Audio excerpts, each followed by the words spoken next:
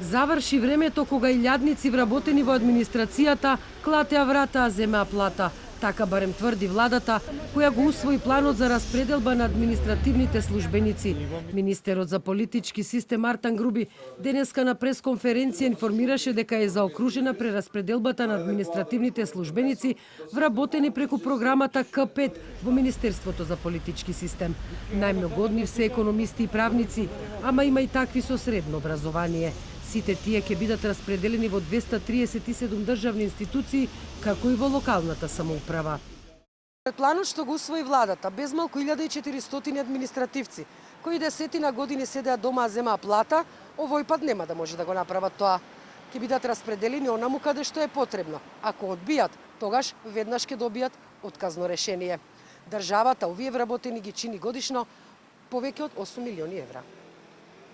Груби вели дека листата со вработени е прочистена и дека веќе се доделени неколку отказни решенија, а некои од административците сами поднеле барање за прекин на работниот однос. Се надевам дека ќе успееме до крајот на следната недела, пошто е огромен број на луѓе и согласно протоколите за пандемијата ќе треба да доаѓаат во групи да ги потпишуваат одлуките. Јас сум убеден дека до крајот на следната недела ќе завршиме со актите за упатување и дека луѓето ќе започнат со работа веќе до крајот на јануари. Најголем дел од административците ќе работат во Министерството за внатрешни работи 143, во Управата за јавни приходи 92, а во Државното правобранителство и во Царинската управа на работа ќе бидат упатени по 74 државни службеници. Груби вели дека јавноста не може да знае кои се овие луѓе, затоа што во листата на вработени се содржат сите лични податоци на службениците.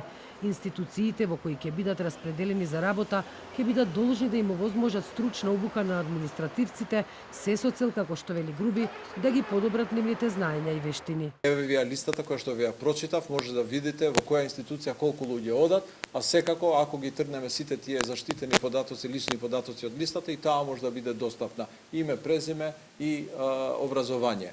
Во однос на обуката, секоја институција е обврзана да овозможи обука на своите вработени тековна обука. Така да нема да кошта ништо.